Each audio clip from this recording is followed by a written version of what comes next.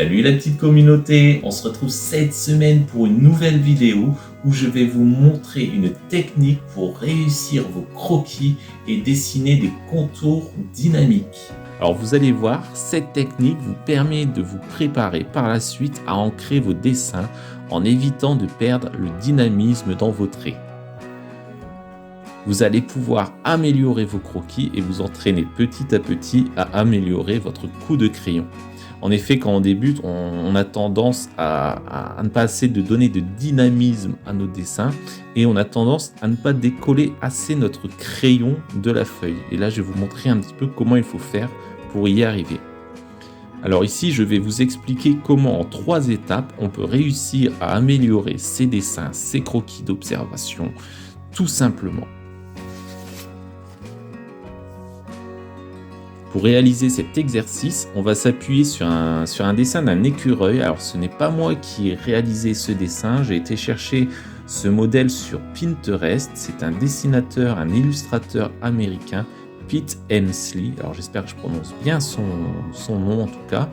Et j'espère qu'il ne m'en voudra pas trop d'utiliser son dessin comme modèle et exemple pour cette vidéo. En tout cas pour ceux et celles qui ne le connaissent pas, Pete Emsley est donc un illustrateur américain. Il a travaillé chez Disney, il est caricaturiste aussi et il a enseigné le dessin d'animation au collège Sheridan. Alors là, je vous ai mis quelques images, quelques extraits vidéo qui sont tirés donc d'une vidéo que vous pouvez retrouver sur YouTube, où dans celle-ci, en fait, il vous explique un peu la construction d'un personnage. Je vous mets le lien dans le descriptif si vous voulez aller la voir en entier et aussi le lien directement ici sur la vidéo. Donc la vidéo est en anglais, mais vous pouvez mettre les sous-titres en français si vous voulez avoir les explications et en même temps regarder comment il le travaille. En tout cas, je vous conseille de la regarder. Elle est en 2 parties. Je crois qu'il y a 2 vidéos en fait. Donc voilà, vous pouvez regarder ces 2 vidéos. Elles viennent bien en complément en fait de la vidéo que je suis en train de vous faire actuellement. Alors pour notre croquis, comme je vous le disais, quand on est débutant, on a tendance à vouloir aller trop vite et à vouloir reproduire directement le dessin, ce qui va faire que notre croquis finalement va être un petit peu bancal et il va manquer de dynamisme. Alors là, je fais un exemple un petit peu en exagérant, je ne décolle pas trop le crayon de la feuille. Et voilà, c'est un petit peu les erreurs qu'on fait quand on débute un petit peu en dessin et quand on apprend justement les techniques de croquis, etc. Il faut apprendre à avoir le poignet un petit peu plus souple, la main plus légère et apprendre aussi à décoller tout doucement notre main de la feuille pour réaliser de beaux traits, de belles courbes. Alors, comment on fait pour améliorer tout ça? Beh, souvenez-vous, dans ma dernière vidéo, pour ceux et celles qui n'ont pas vu, c'est la vidéo sur les 4 exercices pour imaginer et dessiner vos personnages. Je vous mets le lien encore dans le descriptif et ici sur la vidéo. Comme ça vous permettra d'aller la voir. Et dans cette vidéo, en fait, je vous explique comment utiliser les formes géométriques pour réussir vos dessins de personnages. Ici, justement, on va faire exactement pareil, on va faire la même chose. Donc si on analyse rapidement les dessins de Pete Emsley, dans le détail, on se rend compte qu'on peut découper son écureuil et l'écureuil dans les différentes positions en utilisant des formes géométriques. Alors moi ici, pour vous montrer, je vais utiliser un calque.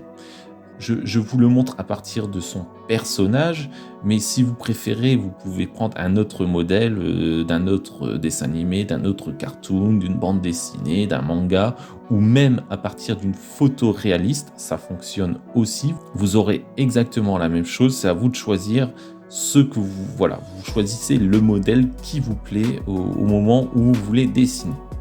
Alors ici, pour vous montrer, moi je le fais sur un calque, vous n'êtes pas obligé de le faire sur un calque, vous pouvez soit l'imaginer dans votre tête, soit le faire directement au-dessus de votre modèle, c'est à vous à choisir.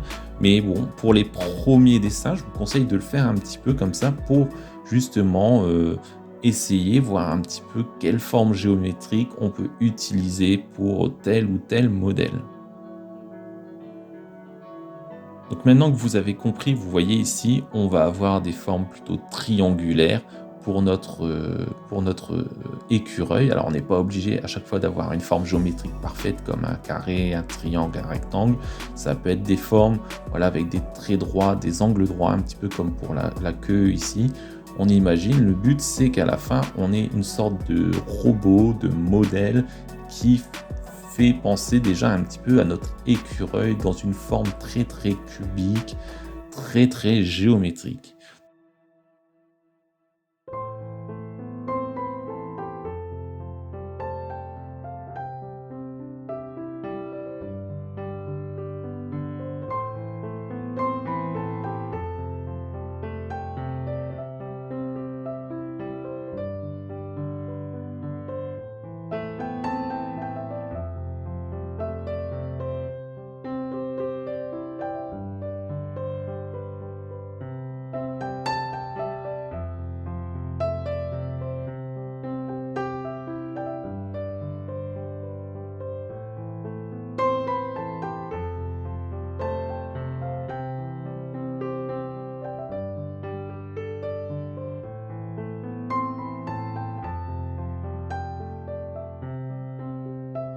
Maintenant que vous avez compris le principe, on va passer à l'étape de réalisation de notre dessin. Allez, c'est parti pour l'étape 1. Alors pour que vous compreniez mieux la technique, le dessin, j'ai refait sur un autre calque et j'ai refait notre personnage sur une feuille A4. Évidemment, vous n'êtes pas obligé de le refaire. Ici, c'est vraiment pour vous montrer pour l'exemple. Pour cette étape, je vais mettre de côté le dessin et je prends que le calque pour que vous compreniez bien l'exercice. Donc tout simplement sur votre feuille à dessin, vous reproduisez les différentes formes plus ou moins géométriques. Là, c'est la première étape. Donc celles qui sont présentes ici sur le calque, je viens juste les refaire sur ma feuille. Alors pour le faire, vous pouvez prendre l'outil de votre choix, soit un crayon de bois, soit un critérium. Donc je pense que l'idéal quand même, quand on débute, c'est plutôt d'utiliser le crayon de bois qui va vous donner plus d'ampleur et de flexibilité en fait, que le critérium plus maladroit. Donc je pense que quand on n'a pas trop l'habitude, le mieux c'est de rester vraiment au crayon de bois en tout cas. C'est ce que je pense.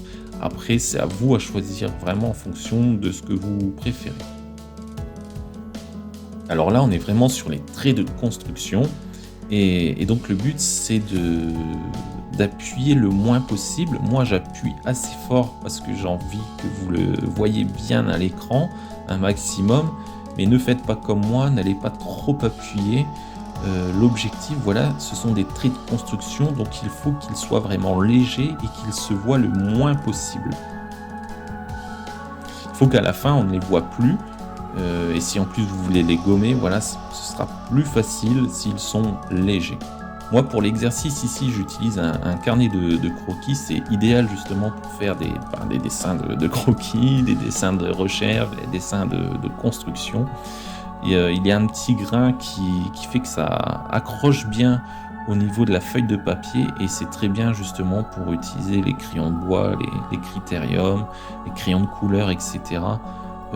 Ça fait ressortir les traits, ça donne plus de mouvement et de dynamisme. Je trouve que ça donne vraiment, ça fait vraiment de très très très jolis dessins, en tout cas au moins des dessins de recherche. C'est vachement agréable de travailler sur ce type de carnet. Donc quand vous faites vos traits de construction, c'est pareil. Évitez de repasser ici, surtout quand c'est des formes géométriques. Évitez de repasser plusieurs fois sur un même trait, de repasser 50 fois sur un même trait. Surtout qu'on est plutôt sur des formes géométriques comme des triangles, des rectangles, etc. Donc normalement, vous pouvez réussir à faire un côté, un trait en passant une seule fois. Voilà, une fois que cette étape est terminée, on peut passer à l'étape 2.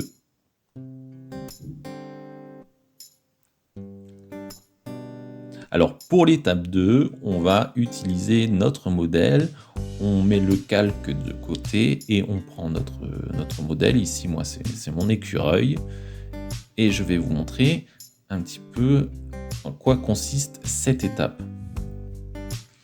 Donc là, on a nos traits de construction en forme géométrique et là, on va continuer nos traits de construction mais en essayant de se rapprocher un maximum de notre modèle en lui donnant les courbes, en lui donnant les formes. On va relier les formes géométriques, mais en donnant des courbes à notre dessin pour voilà, se rapprocher un maximum de notre modèle. Alors c'est comme pour l'étape 1, on évite de trop appuyer. Voilà, ce ne sont pas les traits finaux, c'est la deuxième étape, toujours des traits de construction, donc on appuie le moins possible. Et moi je vous le répète ici, j'appuie assez fort pour vous montrer, pour que ce soit visible à l'écran. D'accord? Mais l'idéal, voilà, c'est d'utiliser un crayon gris, un crayon de bois type H ou HB pour éviter que les traits ne se voient trop. Donc vous voyez que tout doucement, voilà, je cherche ici à trouver les bonnes courbes, à trouver les bons traits et que tout doucement, ça donne vie à notre dessin. Là, ça lui donne vraiment des courbes naturelles. Voilà, on essaye toujours, c'est pareil, on évite de repasser 50 fois au même endroit. On n'appuie pas trop. Et on essaye de faire un croquis assez propre.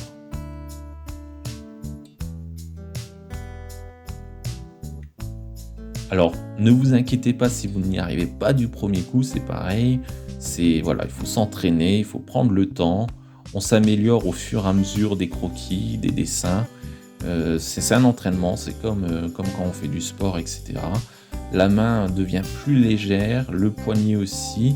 Et tout doucement, vous appuierez de moins en moins, vous arriverez à faire des courbes de plus en plus grandes, vous serez moins droit dans les traits, etc.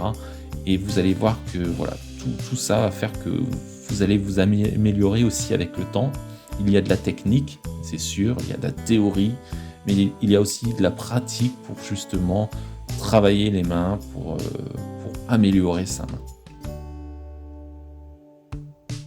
Alors on peut ici par exemple aussi rajouter les yeux à notre personnage pour lui donner vie un petit peu, voilà, ça va tout de suite un petit peu changer notre personnage. Et voilà, on laisse aussi un petit point blanc dans les yeux, comme ça donne la petite étincelle de vie qui fait que votre personnage prend vie. Et ça c'est important quand vous réalisez des personnages, de toujours laisser un petit point blanc dans les yeux. Voilà, ça donne toujours un petit peu plus de vie à nos personnages.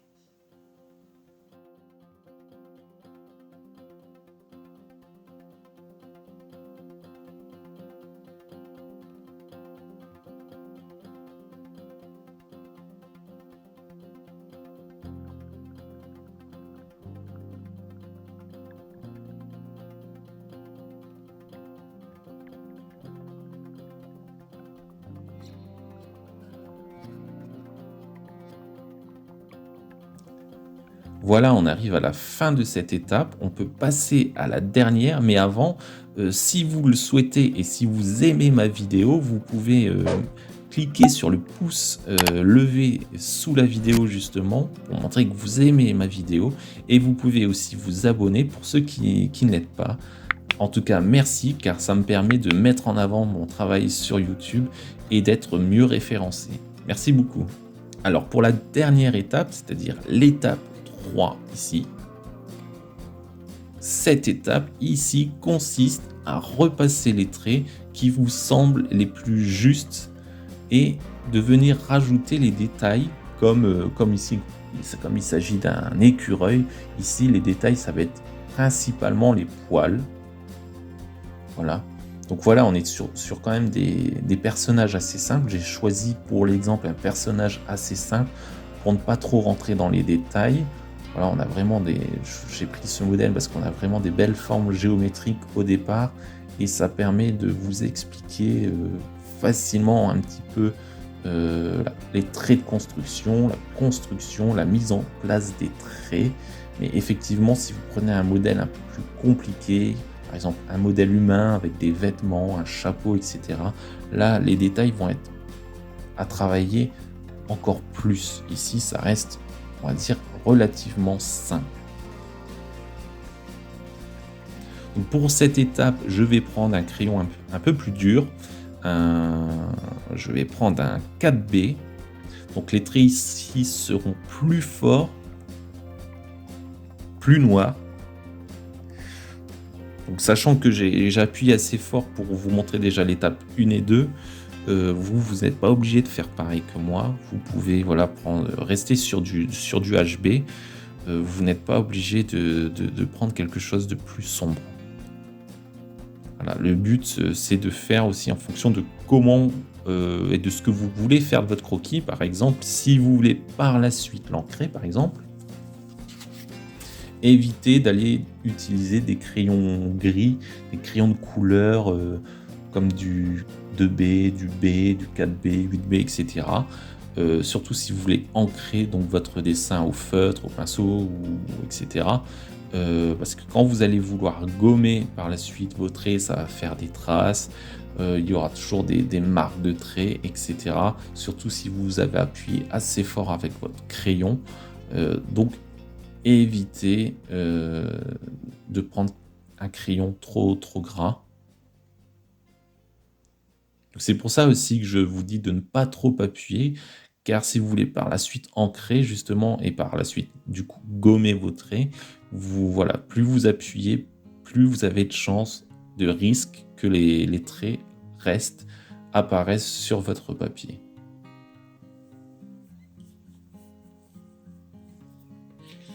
Donc ici, moi, je ne vous montrerai pas l'étape de l'ancrage, on reste vraiment sur les traits au crayon gris. Donc c'est vraiment pour la construction des croquis, la construction des dessins. Donc voilà, on va essayer ici de repasser les traits avec plus d'énergie et en essayant de rester régulier dans ces traits.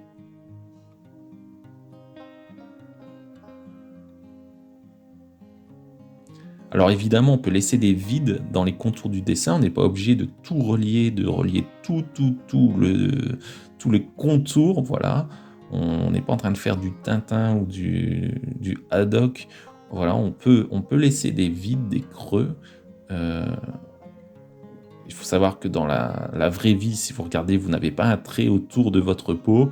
Les objets n'ont pas un trait. Donc là, c'est vraiment spécifique du dessin où on vient justement réaliser un trait. Donc il faut vraiment que ça reste naturel. Donc l'objectif est vraiment de donner vie à son personnage et de créer du mouvement dans ses traits. Donc il faut vraiment que ce ne soit pas statique. On cherche vraiment à faire quelque chose de vivant. Donc aussi, hein, évidemment, tant pis si notre dessin n'est pas identique à notre modèle. Ici, c'est vraiment pour s'entraîner, c'est de l'exemple, c'est du travail de recherche. Donc le but, c'est vraiment de se faire plaisir, de lâcher prise. Donc tant pis s'il ne ressemble pas tout à fait. Le but, c'est que vous soyez satisfait, puis aussi en même temps, vous avez votre patte.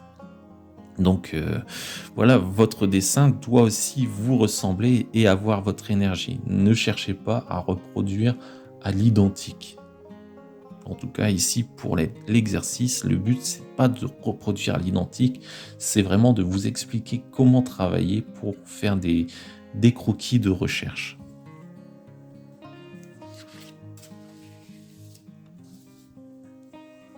Alors, on arrive à la fin de la vidéo.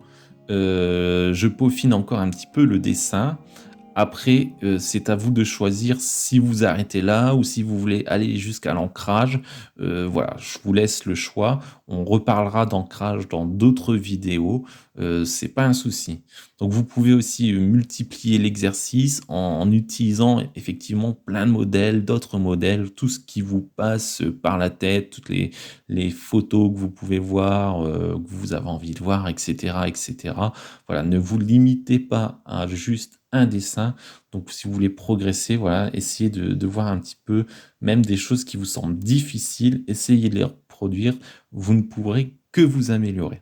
Enfin, pour terminer, là, je vais vous montrer un petit peu là, en guise de conclusion, un petit peu, que finalement, avec le temps, vous verrez que vous passerez peut-être aussi l'étape des formes géométriques et que vous lâcherez plus en dessinant directement un petit peu le dessin, sans forcément passer par ces formes géométriques. Ce n'est pas obligatoire. Certains vont l'utiliser tout le temps, au long de leur vie, au long de leur expérience professionnelle, etc.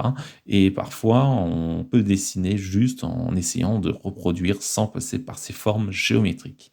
En tout cas, j'espère que cette vidéo vous a plu, qu'elle vous a appris plein de choses, qu'elle va vous aider dans vos futurs croquis, vos futures recherches, vos futurs dessins. Et je vous dis à la semaine prochaine pour une nouvelle vidéo. Allez, salut, ciao!